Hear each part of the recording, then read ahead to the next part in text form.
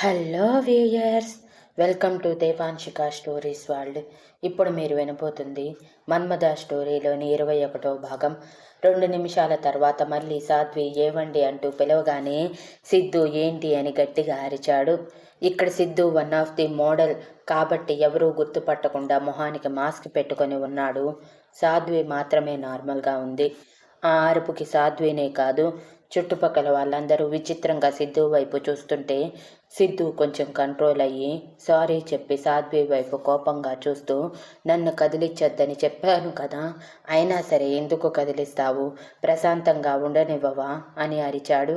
సాధ్వి ఏడుపు మొహం పెట్టుకొని, అది నాకు కొంచెం భయంగా ఉందండి, మీరు కొంచెం నాకు కంపెనీ ఇస్తారా ప్లీజ్ అని భయంగా అడుగుతుంటే, అవును, నీకు కంపెనీ ఇవ్వటానికే కదా నేను ఇక్కడ చేతులు కట్టుకొని కూర్చొని ఉన్నాను ఖాళీగా అని వెటకారంగా చెప్పి, నేనైతే నీకు కంపెనీ ఇచ్చే ఛాన్స్ లేదు కాబట్టి వేరే ఎవరినైనా వెతుక్కో.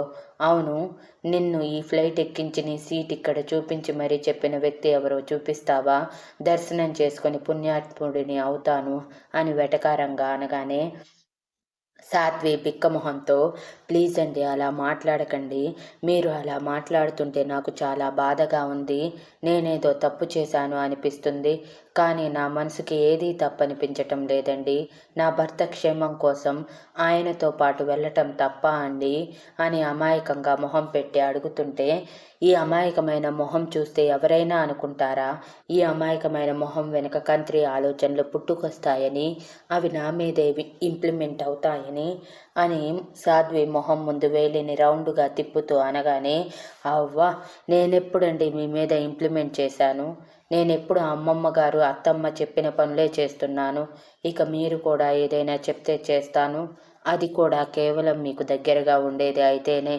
అని అనగానే సిద్ధు ఫ్రస్ట్రేషన్గా, అయితే చచ్చిపో అని విసుగ్గా చెప్పి కళ్ళకి ఐ మాస్క్ పెట్టుకొని వెనక్కి వాలి, ఏంటి నాకు ఈ కర్మ, వద్దు అంటే అతుక్కొని కూర్చుంటుంది, చెప్పినప్పుడు వినదు, ఎలా సర్ది చెప్పాలి ఏంటో, నా జీవితం ఇలా తయారయ్యింది, అటు రోషిని కాల్చుకు తింటుంటే ఇక్కడ సాధ్వి రోస్ట్ చేస్తుంది, ఏమో స్విస్ వెళ్ళాక చెప్తాను వీళ్ళ సంగతి, వస్తుంది కదా అక్కడ ఈ సిద్ధు అసలు రూపం చూపిస్తే కానీ దారిలోకి రాదు, తెగ హోప్స్ పెట్టుకుంటుంది, అవన్నీ స్విస్ నుంచి తిరిగి వచ్చేసరికి తుంచేస్తాను అని తనలో తానే అనుకుని సైలెంట్ అయితే, ఇటు సాధ్వి పాపం నిద్రపోతున్నారేమో డిస్టర్బ్ చేయటం ఎందుకని సైలెంట్గా కూర్చుంది దిక్కులు చూస్తూ. అలా డిన్నర్ టైం కల్లా ఎయిర్ హోస్ట్రెస్ మెనూ ఇచ్చి ఏం కావాలని అడిగితే సాధ్వికి అర్థం కాక సిద్ధుని లేపింది కొంచెం భయంగానే. సిద్ధు ఆవలిస్తూ లేచి కళ్ళకి ఉన్న మాస్క్ తీస్తూ ఏంటి అని సీరియస్గా అడిగితే సాధ్వి భయంగా, అది డిన్నర్కి ఏ ఫుడ్ కావాలి అండి అని మెనూ కార్డ్ చూపించగానే సిద్ధు తనకి కావాల్సినవి ఆర్డర్ చేసి సాధ్వి చేతిలో పెట్టేశాడు. సాధ్వి ఎయిర్ హోస్ట్రెస్తో అవి చాలని చెప్పి పంపించేసింది. సిద్ధు తనకి కూడా ఆర్డర్ చేశాడు అనుకుని.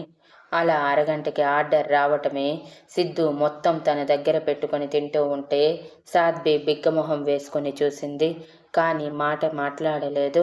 2 నిమిషాలు చూసిన తను వెంటనే తల తిప్పేసి, బహుశా బాగా ఆకలిగా ఉన్నట్టున్నారు, అందుకే ఇలా తింటున్నారు, తప్పులేదులే, పని చేసేటప్పుడు కడుపు నిండా తినాలి కదా, నాదేముంది, ఖాళీగా కూర్చొని ఉన్నాను అంతే అని అనుకుని, తనకి పస్తులు ఉండటం అలవాటే కాబట్టి పెద్దగా పట్టించుకోకుండా దిక్కులు చూడాలన్న అందరూ తినే టైం కావటంతో అదే పనిలో ఉండటంతో వెనక్కి వాలి కళ్ళు మూసుకుంది.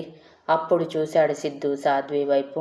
తను ఏమీ తినకపోవటం, తనకి ఎటువంటి ఫుడ్ రాకపోవటం గమనించి అనుమానంగానే, నువ్వు ఏమీ ఆర్డర్ చేసుకోలేదా అని అడిగాడు.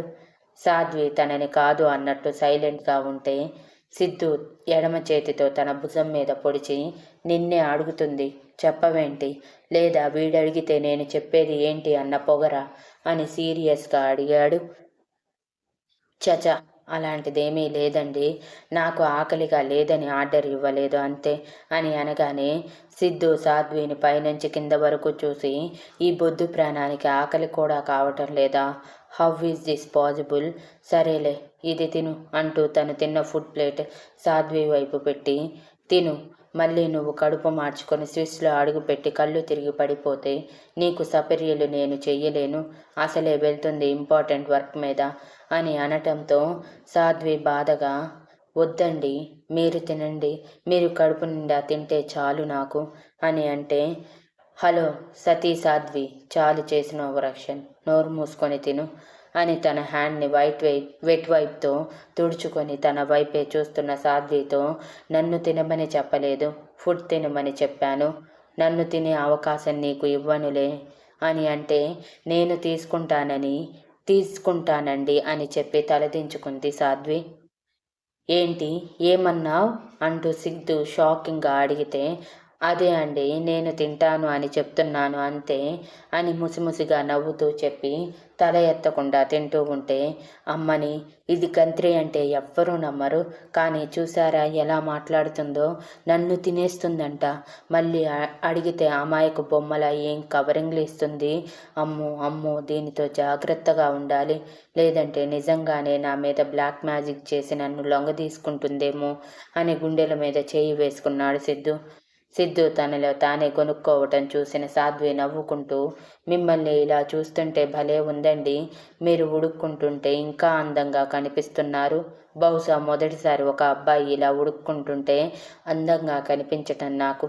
ఏదేమైనా మీ చేయి అందుకున్న నేను అదృష్టవంతురాలిని, అది కొంతకాలమైనా పర్వాలేదు, ఆ కొంతకాలాన్ని నా జీవితంలో సంతోషమైన భాగంగా మార్చుకుంటాను, మీతో ఉండే ప్రతి జ్ఞాపకంతో జీవితాంతం బ్రతికేస్తాను, అది చాలు నాకు అని అనుకుంది.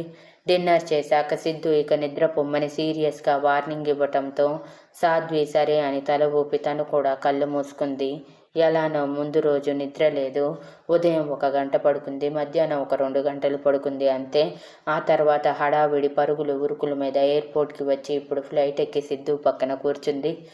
ఇప్పుడు ఫుడ్ కూడా కడుపు నిండా తినటం వలన కళ్ళ మీదే నిద్ర ఉండటంతో అలా కళ్ళు మూసుకొని నిద్రపోగానే సిద్ధు భుజం మీద వాలిపోయింది. సిద్ధు విసుగ్గా తన ఐ మాస్క్ తీసి సాధ్వి వైపు చూశాడు. అచ్చం చిన్నపిల్లల నోరు కొంచెం తెరిచి నిద్రపోతూ తన చేతిని గట్టిగా పట్టుకోవటం చూసి పెదవుల మీద చెదరని చిరునవ్వు వచ్చి, అచ్చం చిన్నపిల్లలా ఉన్నావు నువ్వు, నీకెందుకు ఈ బాధ్యతలన్నీ, నీ తమ్ముడి కోసం ఇంత చేస్తున్నావని అర్థమవుతుంది, నిన్ను చూస్తుంటే కొంచెం అడ్మైరింగ్గా ఉంది, అట్ ది సేమ్ టైం కోపం కూడా వస్తుంది, ఏం చెయ్యాలి, ఎలా నీకు సర్ది చెప్పాలి, గ్రానీ కూడా ఒప్పుకునేలా కనిపించటం లేదు, గ్రానీకి తోడు మమ్మీ కూడా నిన్ను నాకు అంటించాలనే ట్రై చేస్తున్నారు, ఎలా వాళ్ళకి అర్థమయ్యేలా చెప్పగలను, నా జీవితం వేరు నీ జీవితం వేరు అని, నా జీవితంలోకి నువ్వు రాలేవు, నీ జీవితంలోకి నేను అస్సలు రాలేను అని, ఇద్దరిని కలపాలని ప్రయత్నిస్తే రిస్క్ అవుతుందని, వాళ్ళ ఆనందాన్ని కాదనలేక 3 ముళ్ళు వేశాను, కానీ అవి వెయ్యటానికి నాలో నేను ఎంతో నలిగిపోయాను సాధ్వి, ఒక అమ్మాయి జీవితాన్ని చేతులారా నాశనం చేస్తావా, పైగా ఇంత పెద్ద పొజిషన్లో ఉన్న నువ్వు ఇవన్నీ చేసి నలుగురికి ఏం చూపించాలనుకుంటున్నావు, నీ కుటుంబం పరువు తీయాలనుకుంటున్నావా, లేదా అమ్మాయి జీవితాన్ని నాశనం చేసి నువ్వు సంతోషంగా బ్రతకాలనుకుంటున్నావా అని నా మనసు ఎన్నోసార్లు ఎదురు తిరిగింది నాకు. నేను కూడా గ్రానీకి అన్నిసార్లు చెప్పాను పెళ్లి చేసుకోలేను, రోషిణిని చేసుకుంటాను అని, కానీ ఈ రోషిణి నేను చేసుకోనని తనకి కెరియర్ ఇంపార్టెంట్ అన్నట్టు మాట్లాడింది చివరికి. కానీ మమ్మీ గ్రానీ చేస్తానని బెదిరించడంతో తప్పక నిన్ను పెళ్లి చేసుకున్నాను, అందుకే పెళ్లికి వాళ్ళని రానివ్వలేదు, నన్ను బలవంతం పెట్టారని. నా పెళ్లి చూడలేదన్న బాధ వాళ్ళకి ఉండాలి కదా, పైగా వాళ్ళు వచ్చారంటే మేమున్నాము సాక్ష్యాలు అంటూ ఈ పెళ్లి నుంచి నిన్ను బయటకి రానివ్వరు, ఇప్పటికీ రానివ్వట్లేదు, కానీ నేను ఇలానే నీతో ప్రవర్తించే ఒక సాడిస్ట్ హస్బెండ్లా ఉంటే తప్పకుండా నీ సంతోషం కోసమైనా నా నుంచి దూరం చేస్తారు, చూద్దాం ఎంతవరకు సక్సెస్ అవుతానో సాధ్వి, ఇప్పుడు స్విస్ వెళ్ళి నా దగ్గర నుంచి ఇంప్లిమెంట్ చేస్తాను, నన్ను ఎలా ఫేస్ చేస్తావో ఏమో, చూస్తే అమాయకంగా ఉన్నావు, అక్కడ ఇమడగలవా, నేను చేసే పనులు తట్టుకోగలవా అని మనసులో అనుకుంటూ సాధ్వి తల నిమురుతూ ఉండిపోయారు. ఇద్దరు స్విస్ చేరుకునేసరికి తర్వాత రోజు సాయంత్రం అయిపోయింది. 24 అవర్స్ జర్నీ కావటంతో ఫ్లైట్స్ 2 మారటంతో చాలా చిరాగ్గా అనిపించింది సిద్ధుకి. ఇక సాధ్వి కొత్తగా కనిపిస్తున్న ప్రదేశాలన్నీ ఆశ్చర్యపోతూ చూస్తూ ఉంది. సాయంత్రం స్విస్ చేరుకోవటమే సిద్ధు తన లగేజ్ కలెక్ట్ చేసుకొని బయటికి వెళ్తూ ఉంటే సాధ్వి కంగారుగా ఏవండి ఆగండి అంటూ అప్పుడే వచ్చిన తన లగేజ్ కలెక్ట్ చేసుకొని పరుగున సిద్ధు వెనకే వెళ్ళింది. అప్పటికే సిద్ధు తన ఫార్మాలిటీస్ అన్ని బయటికి వెళ్ళటానికి కంప్లీట్ చేసేసి అలా బయటికి అడుగు పెడుతున్నాడో లేదో ఇలా సాధ్వి వచ్చి రెక్క పట్టుకొని, ప్లీజ్ అండి నన్ను ఒంటరిగా వదిలి వెళ్ళకండి, నాకు ఇక్కడ ఎవరూ తెలియదు, మీకు తెలుసు కదా, ఇప్పుడు మీరు నన్ను ఒంటరిగా వదిలేసి వెళ్తే నేనేమైపోవాలి, మీరే చెప్పండి అని ఏడుస్తూ ముక్కు చీదుతూ అడిగింది. సిద్ధు తనని పైనుంచి కింద వరకు ఒకసారి చూసి, ఈ తెలివి ఇక్కడికి రావటానికి ముందు ఉంటే బాగుండేది, కానీ ఇప్పుడు కుదరదు, ఇక్కడ నువ్వెవరో నేనెవరో అర్థమైందా, కాబట్టి అనవసరంగా నన్ను గెలక్కుండా నీ పని నువ్వు చూసుకో, నా పని నేను చూసుకుంటాను అని విసుగ్గా తనని వదిలించుకొని వెళ్ళాలనుకునే లోపు సాధ్వి కంగారుగా సిద్ధుని వెనక నుంచి హత్తుకొని, లేదు లేదు లేదు నేను వదలను, కావాలంటే అమ్మమ్మ గారికి కాల్ చేసి అడగండి, నన్ను కూడా తీసుకువెళ్ళమని చెప్తారు, అంతేకాని దేశంలో తెలియని మనుషుల మధ్య కట్టుకున్న భార్యని ఒంటరిగా వదిలేసి వెళ్తాను అంటే ఒప్పుకోను అని అంది. అక్కడ హంగామా చూసిన ఎయిర్పోర్ట్లోని కాప్స్ అక్కడికి వచ్చి ఎనీ ప్రాబ్లం అని అడిగారు. Thank you for listening and please like, share, comment and subscribe.